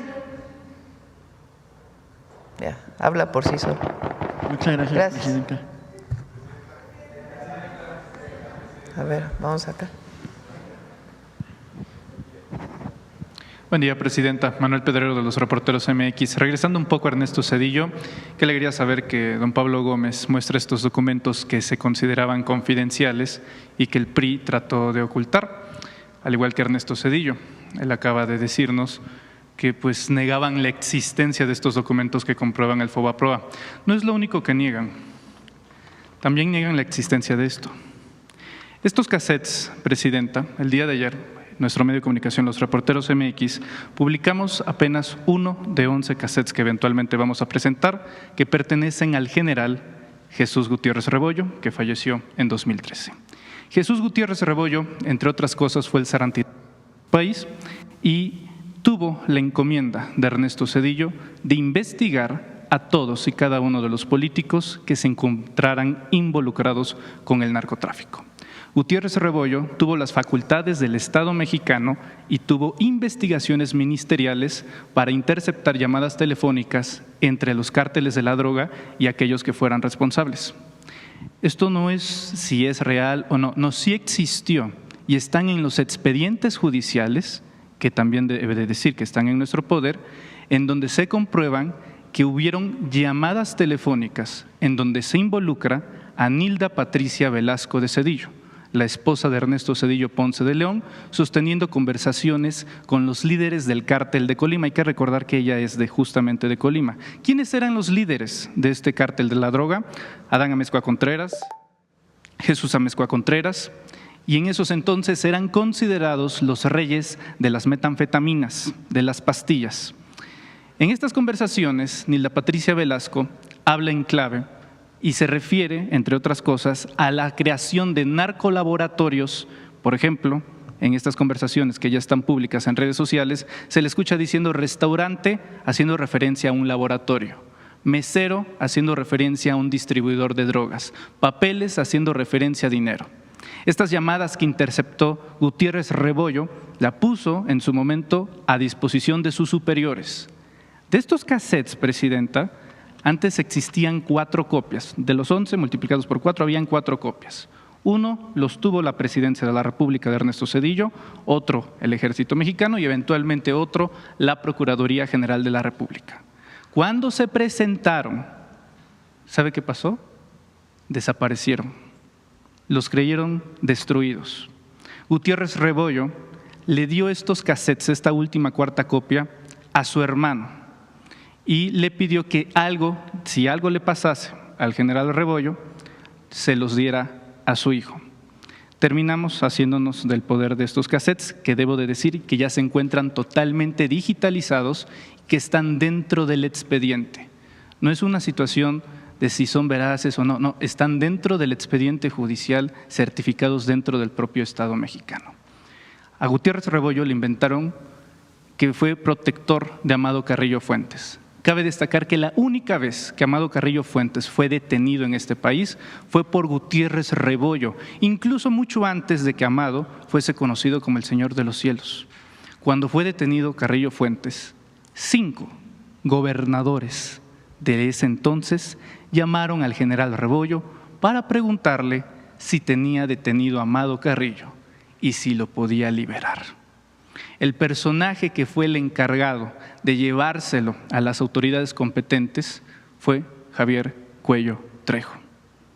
El general Rebollo le dijo que si los dejaba libre iba a haber consecuencias, ya que ese señor era un alto capo de la droga. Ernesto Zedillo se ensañó con el general Rebollo y secuestró la noche del arresto del general Rebollo a sus familiares, a su esposa, a sus hijos menores de edad. En distintos puntos de la República fueron secuestrados, desnudados y torturados para que declararan en contra de su padre. Incluso el chofer del general Rebollo, el señor Juan Galván Lara, también fue torturado y sus hijos fueron secuestrados para que diera una declaración. Lo hizo bajo tortura y años después, también está documentado y también son documentos oficiales, admitió que había sido una declaración bajo tortura. A tal grado que el Ejército Mexicano le devolvió al general Rebollo el grado de división de general de división. Y cuando fallece, es público, se puede encontrar dentro de la propia institución de la Sedena que se lamenta el fallecimiento del general Rebollo porque de los delitos que se les inventó fue absuelto de todos, excepto quedó uno pendiente, que era la aportación de armas exclusivas del Ejército Mexicano. Ahora que salen estos audios, Presidenta, en el contexto del regreso de Ernesto Zedillo Ponce de León, y ya que está bastante interesado en enviar cartas, en responderle a usted, valdría bastante la pena, ya que regresa al escenario público, que diera una puntual respuesta a esto, porque no solamente se involucra al cártel de Colima, también, entre otras cosas, a Francisco Stanley, como aparecen en estos audios. Esta es la fuente, esta es la proporción de información, pero como usted es la Presidenta de México, puede corroborarlo de mejor manera a disposición del general secretario, el general Ricardo Trevilla. Mi pregunta, Presidenta, es, aprovechando que acaba de mencionar que esto lo debe de conocer el pueblo de México, bueno, no solamente lo debe de conocer el pueblo de México, también preguntarles la opinión al pueblo de México, sí, pero también a la Presidenta de la República, ya que hoy la investidura que usted porta también la tuvo Ernesto Zedillo. ¿Qué opina de que este doctor en economía de Yale haya liderado, entre otras cosas, a sabiendas de que su familia, su esposa, su suegro, sus cuñados estuvieran involucrados con el cártel de Colima y sobre todo en la documentación oficial de un narcogobierno y de un narcopresidente? Presidenta. Pues ya lo dijiste tú, no se necesita. Pero valdría la pena mucho una más respuesta de la pues, Presidenta. Tiene que investigarse todo esto que se hizo público ahora. Es importante que se investigue. Porque,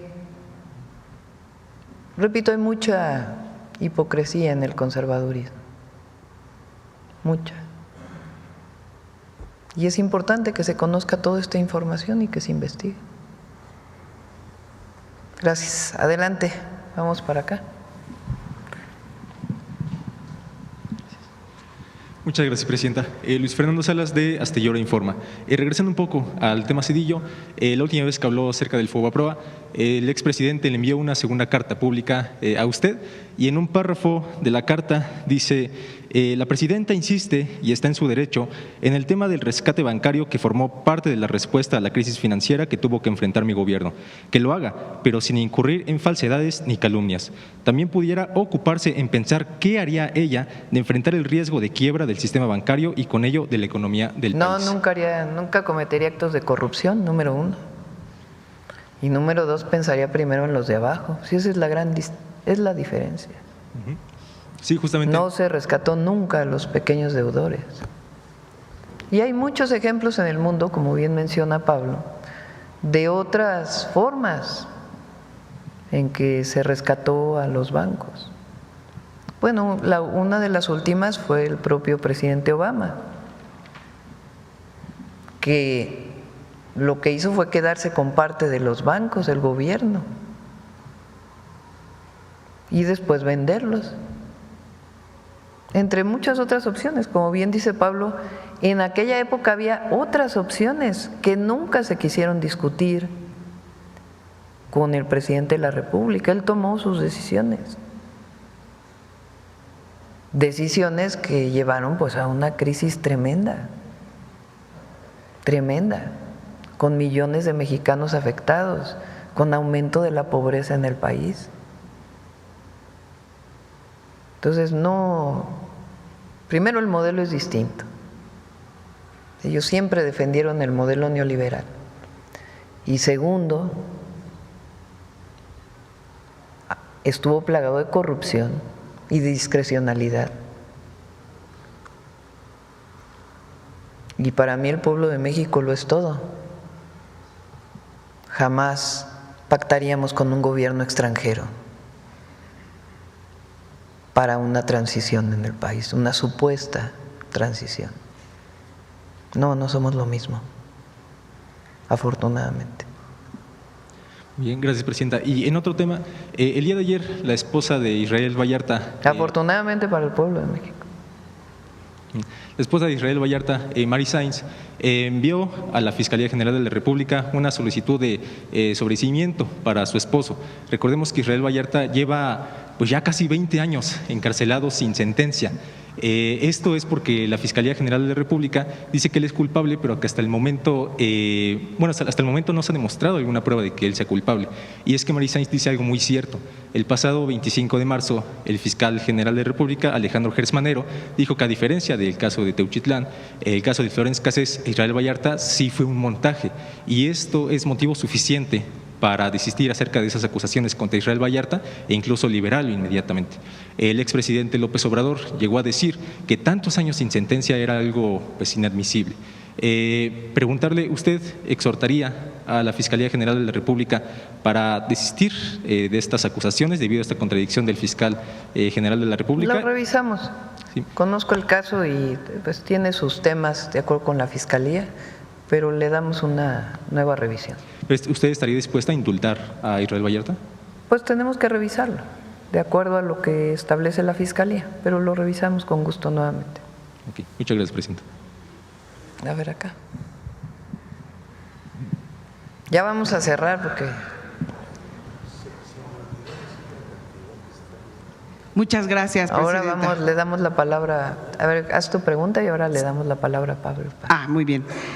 Bueno, hemos visto que en su administración el tema de la seguridad es prioritario, especialmente en contextos complejos como los procesos electorales. Sin embargo, en el estado de Veracruz, seguramente usted está enterada, se están viviendo momentos muy complicados. El lamentable asesinato del candidato de Morena, Germán Anuar Valencia, en Coxquihui, nunca me sale el nombre, el sucedido el 29 de abril pasado, justo al inicio de las campañas para elegir alcaldes en el estado de Veracruz. Esto ha despertado mucha preocupación porque no es un caso aislado. Sabemos que hay alrededor de 22 candidatos que están pidiendo ya protección. En este marco me gustaría saber si habrá intervención del gobierno federal en las investigaciones de este asesinato y también si ha visto algún plan especial para Veracruz con el Gabinete de Seguridad, con el que trabaja todos los días, porque sabemos, le digo, que hay pues alrededor de 22 ya candidatos que están solicitando apoyo y hay algunos que incluso se han bajado de la contienda. Está el Gabinete de Seguridad apoyando a la Fiscalía de Veracruz en lo que requieran para la investigación. Hoy le planteé al secretario Omar y al general secretario que buscaran a la gobernadora de Veracruz por si requieren más apoyo de la Guardia Nacional para estar presentes y al mismo tiempo pues dar todas las facilidades y apoyo a las y los candidatos que así lo soliciten. ¿Y no tiene usted algunos avances de la investigación de este asesinato? No lo han reportado en el Gabinete de Seguridad, pero están trabajando en coordinación con la Fiscalía. Otra pregunta rápida, porque yo sé que va a hablar el señor Pablo Gómez. Hay mucha demanda, una alta demanda de vuelos no nada más para el puerto de Veracruz, sino también para el área de Coatzacoalcos y Minatitlán. Queremos saber si de alguna manera Mexicana de Aviación tiene planes de expandir corridas hacia estos rumbos. Están por llegar los nuevos aviones. Se retrasaron algunos meses por problemas que hubo en su producción en Brasil, pero en cuanto lleguen le planteo a Mexicana que evalúe estos dos vuelos. Muy bien, sí, sería bueno. Muchas gracias. Y ya por último, en el puerto de Veracruz se reportó una disminución de 24% en la exportación de automóviles nuevos. Esta tendencia a la baja, según los expertos, se debe a todo este tema de los aranceles, que es justamente el problema que están viviendo, porque dependen de las exportaciones hacia los Estados Unidos. Usted ayer nos platicaba que tienen planes de expandir el mercado de los automóviles hacia otros países. ¿Podría adelantarnos de qué se trata este plan? Estamos trabajando en ello, es parte del Plan México y también se va a ir también asentando todas estas nuevas reglas que fueron publicadas para la exportación hacia los Estados Unidos. El secretario de Economía tiene reuniones permanentes con las automotrices y nos vamos a sumar a estas reuniones. Entonces, hasta ahora, en términos de la producción, las plantas que están aquí, no hay problema y hay naturalmente ajustes pues por la situación que haya impuesto el presidente Trump, pero yo estoy convencida que va a ir tomando la normalidad las exportaciones de vehículos y de autopartes en México. Ayer hablaba usted de Asia, de países hacia los que podríamos empezar a voltear. Sí, es algo que se tiene que trabajar conjuntamente. Entonces, por supuesto, buscar otros mercados y seguir fortaleciendo la relación con Estados Unidos y encontrando mejores condiciones para la industria automotriz en nuestro país y del acero y el aluminio. Repito, la llamada de hoy fue buena, cordial y buscando pues las mejores condiciones para mejorar todavía más la situación preferencial que tenemos. Muchas gracias. Sí. Vamos a darle a Pablo la palabra. Pido una disculpa, no leí el total. Perdón, no leí la cantidad total. De lo que está aquí en el reporte de que le llamaron confidencial, pero que en realidad era secreto, de operaciones reportables identificadas durante el programa de evaluación integral de las operaciones del Fondo Bancario de Protección al Ahorro. Son 73,429,262. 73,000.7 millones, o sea, más o menos unos 7,000 millones de dólares. Esto fue lo que Cedillo, con la complicidad del PAN, ocultó. Y dicen que ahí estaba la auditoría. Ahí estaba. Dijo Cedillo ayer, ¿no? Ya, mucho descaro, ¿no? No. Digo, no hay derecho que nos traten así, ¿no? Que discutan, pero pues así no se puede. A ver, vamos a cerrar ya con la última pregunta. Vamos aquí y ya la última.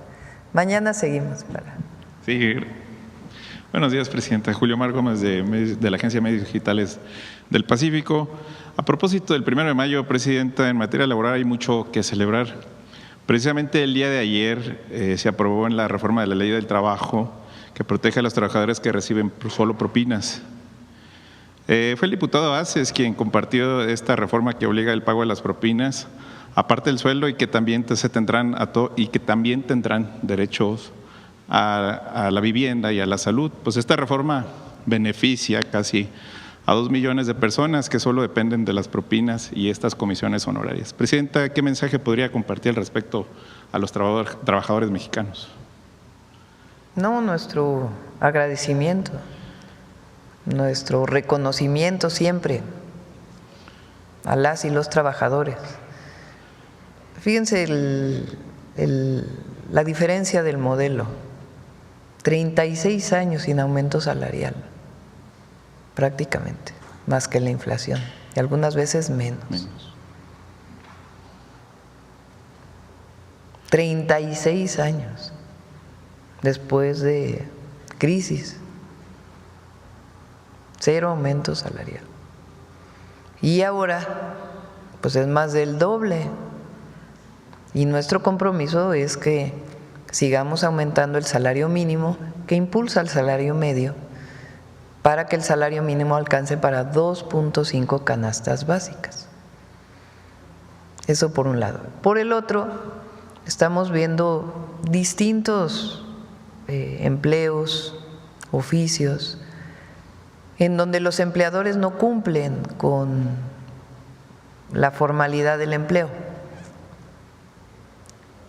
Por ejemplo, el caso que tú mencionas de trabajadores o trabajadoras, meseros, meseras, que establecen una relación en donde a veces ni el mínimo se pagaba y se complementaba con la propina, o que se complementa con la propina.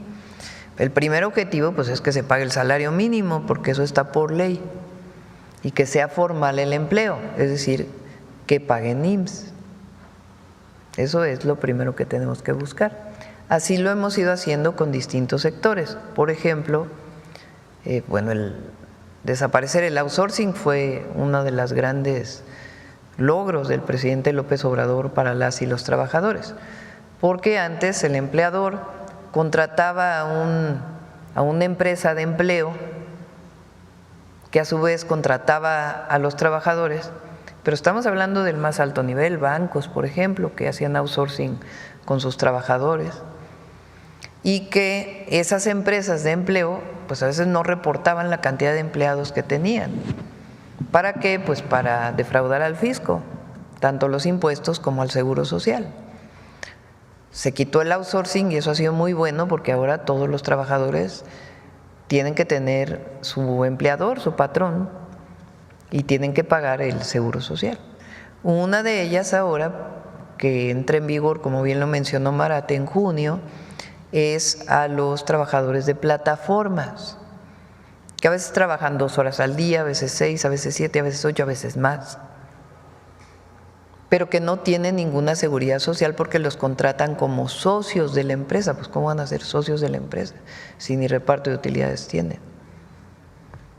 Entonces, ahora están obligados a pagar la seguridad social y mantener pues esta flexibilidad en el empleo. No se va a obligar a nadie a trabajar 8 horas, ni mucho menos, sino en esa flexibilidad pues que tengan seguridad social. Y así vamos a seguir. Hoy estamos trabajando de manera muy importante con las y los jornaleros agrícolas, que es uno de los sectores pues de mayor precariedad en el empleo, porque también muchas veces se contratan en esquemas que no son parte de la ley del trabajo. Entonces los contratan terceros y a su vez terceros y a su vez terceros, y no tienen pues sus derechos. Entonces tienen que tener salarios, condiciones laborales y también su seguridad social. Entonces, hacia allá vamos a seguir avanzando. Gracias, presidenta. En otro tema, hoy el Congreso de Sinaloa va a votar por el desafuero del alcalde de Ahome, el morenista Gerardo Vargas Landeros. Lo quieren desaforar por comprar 126 patrullas en adjudicación directa, pero la ley lo faculta para hacerlo. Además, no se encontraron sobreprecios ni nada así. Esto sucede cuando llegó a la alcaldía, solo había 7 funcionando. Ahome está dentro de los 10 municipios más seguros del país. La Fiscalía a cargo de Caludia, Zulema Sánchez, al parecer quiere poner un ambiente caliente para políticamente hablando, con una estrategia similar a la de Vicente Fox con los desafueros. En Ahome, presidenta, se está construyendo una fábrica de fertilizantes con una inversión de $500 millones y está por iniciarse la construcción de una fábrica de etanol y producción, una fábrica de hidrógeno verde que con una inversión de más de $2.300 millones. Presidenta, ¿qué opina de la estrategia de los desafueros que intentan descarrilar también enturbiar los ambientes políticos, considerando que Ahome es de uno de los municipios más seguros en Sinaloa? Pues que sigan bien las cosas, es lo único que yo opinaría. Que si van a opinar los diputados locales, pues que revisen bien los casos. Y que en todo caso los temas políticos pues no se lleven a estos temas, si es que es un tema político, y si es un tema de desviación de recursos públicos, pues que se haga bien la investigación por parte de los diputados y qué opinan. Por último, presidenta, usted en reiteradas ocasiones ha comentado la necesidad de reformar el Poder Judicial para garantizar a los mexicanos una justicia pronta y expedita.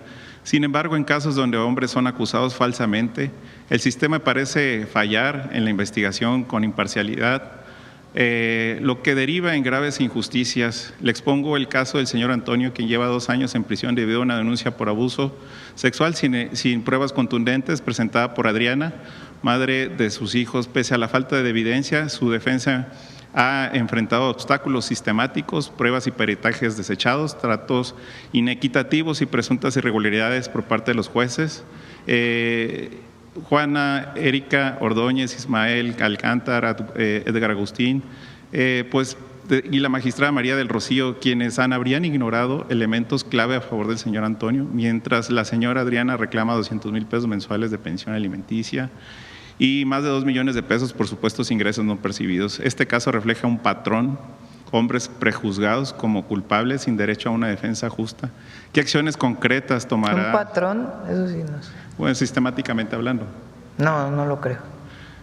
Una cosa es que menciones tú que hay un caso en particular que tiene que revisarse, y otra cosa es que haya un patrón, claro, de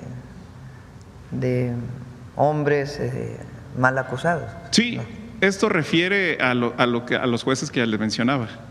Bueno, sí, pero sí, una cosa es una cosa y otra cosa. A estos jueces que están con este mismo patrón y sistema, a los que había mencionado anteriormente, no generalizando todos los casos. Por eso hice precisión a quién eran estos arbitrariamente llevaban este caso. Y pues bueno, presidenta, ¿qué acciones concretas tomará el gobierno de México para evitar que este sistema judicial pues sea utilizado en perjuicio de a veces ciudadanos que son inocentes? Pues hay que garantizar la equidad procesal y los derechos humanos para todas las partes de una manera igual. Pues por eso es la reforma al Poder Judicial, pero en particular en este caso que se revise. Pero podemos poner muchísimos casos, claro, de que en donde no hay una visión de protección a las mujeres. Entonces, pero si hay una injusticia, que se revise. Con gusto les puedo compartir todos los datos de pruebas y demás que se han desechado. Presidenta, ya por último, el plan hídrico que presentó en días pasados, el día 23 de abril de 2025, el senador Armando Ayala de Morena, del estado de Baja California, presentó una proposición con un punto de acuerdo por medio del cual solicita a la Comisión Nacional del Agua que reactive el análisis que se había hecho anteriormente respecto a la viabilidad del plan hidráulico del noroeste, el Filino, el cual consta de llevar desde Nayarit hacia los estados del norte como Baja California, Durango y Sinaloa el agua. Con base al Plan México que usted presentó, Presidenta, se pretende acelerar los proyectos de obra pública para el 2025. ¿Usted considera que es factible que ante la grave sequía que enfrentan los estados del norte, los proyectos de construcción de obras para garantizar el derecho humano al agua y de los millones de habitantes de estos estados de la República, podría considerarse como un proyecto estratégico de agua para que se pueda abordarse durante este sexenio? Obviamente, acelerar la licitación de 37 proyectos estratégicos de agua que incluyen tecnificación, saneamiento de ríos, presas y obras mayores. ¿Esto ya no podría entrar, Presidenta, a su plan hidráulico? Es un proyecto de muchos recursos económicos. Y tiene sus impactos ambientales también. Se puede analizar, no nos negamos. No necesitan poner puntos de acuerdo para eso. Muy bien. Muchas gracias. Bueno, gracias a todas y a todos. Vamos a cerrar con Mujeres en la Historia.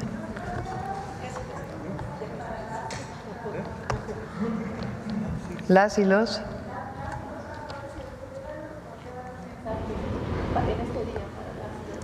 Un mensaje del secretario del Trabajo para las y los trabajadores y luego vamos con Mujeres en la Historia.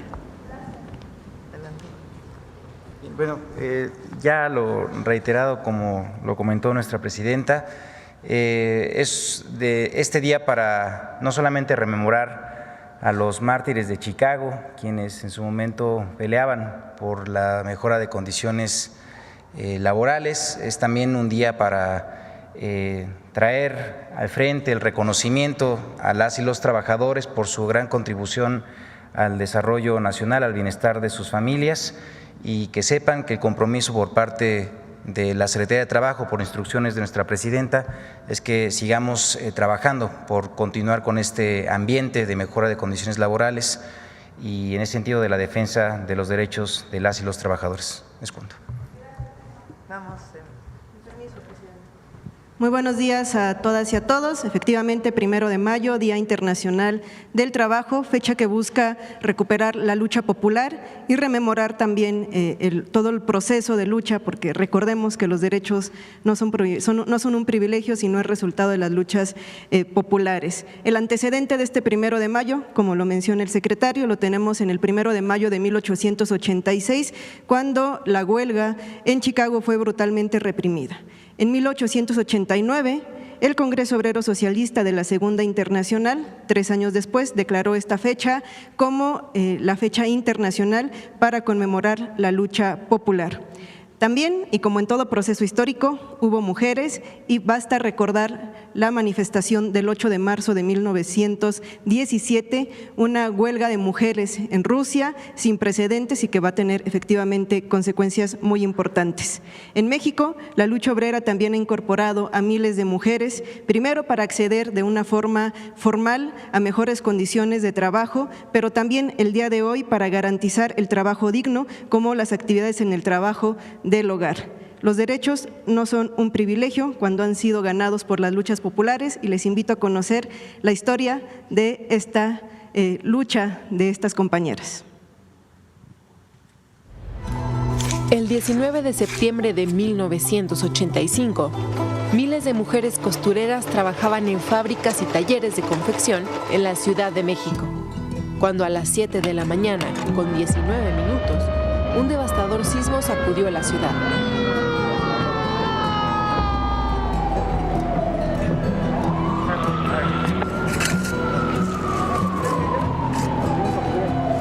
Algunas mujeres lograron salir a tiempo, pero muchas otras quedaron atrapadas entre los escombros. Más de 800 talleres de costura, muchos de ellos clandestinos, quedaron destruidos, en parte por el peso excesivo de la maquinaria y los rollos de tela. Mientras los familiares y las trabajadoras sobrevivientes, apoyadas por rescatistas ciudadanos, hacían lo imposible por salvar a sus compañeras, los dueños sacaban materiales y maquinaria. El gobierno se tiene que encargar porque somos mexicanos, pero los patrones se deberían de encargar porque es gente de ellos, trabajaban para ellos, los engordaban a ellos. Yo le dije que yo no estaba aquí para cuidar garras, que yo estaba para ayudar a las compañeras de trabajo. También queremos darle las gracias al pueblo, porque el pueblo nos dio la ayuda. Con la tragedia salieron a la luz las terribles condiciones laborales de las costureras, salarios injustos, jornadas extendidas, falta de seguro social, trabajo infantil, castigos. Miles de costureras quedaron sin indemnización y desempleadas.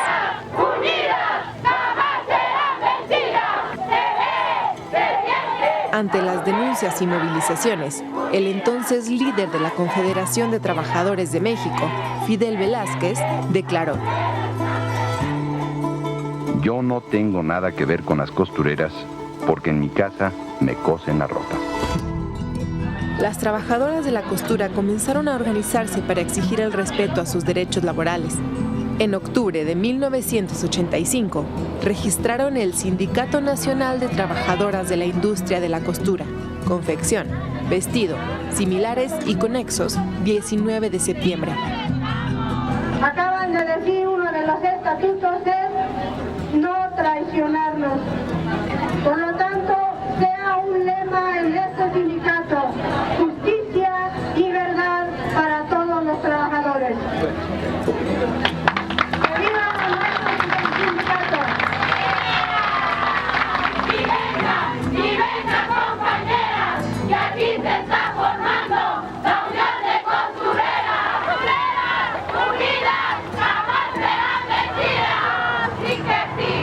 Mira, hace 10 años no se daba un registro de un sindicato independiente, menos de mujeres.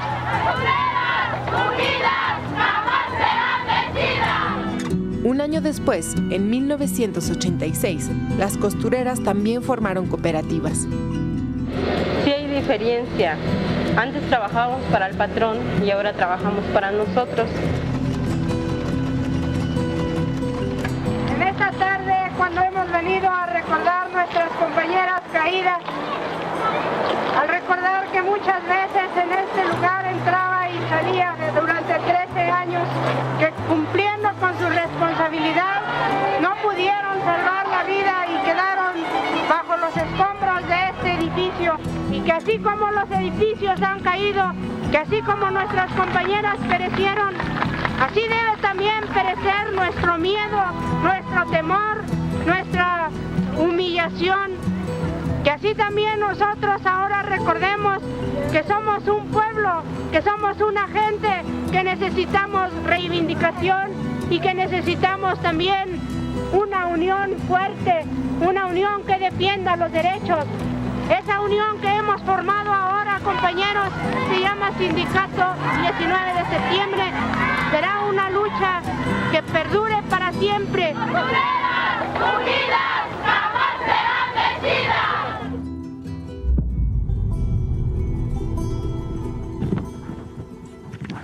Y como en esta sección nos gusta recuperar a nuestras antecesoras, pero también hablar de las mujeres del presente, las imágenes y el testimonio que vimos en esta cápsula son del documental No les pedimos un viaje a la luna, que fue uno de los primeros documentales realizados por un equipo solamente de mujeres, uno de los primeros en nuestro país. Así es que queremos agradecer a estas mujeres que lograron documentar estas historias. Mari Carmen de Lara, María Eugenia Tamés, Maripi Sainz y Penélope Simpson.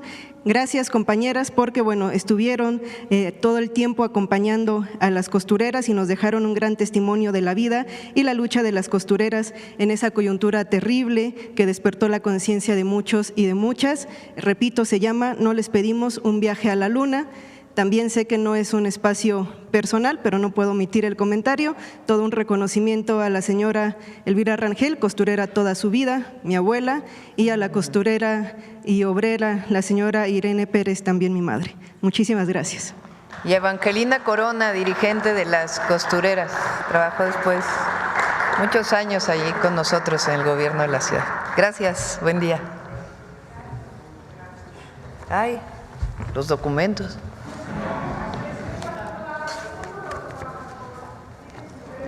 ¿Puerta cerrada? Sí, esa puerta cerrada. Sí, va a haber un boletín, sí, por supuesto. Gracias. Sí. ¿Cuánto se debe todavía? Les doy el dato mañana completo, a ver si viene Edgar. Gracias.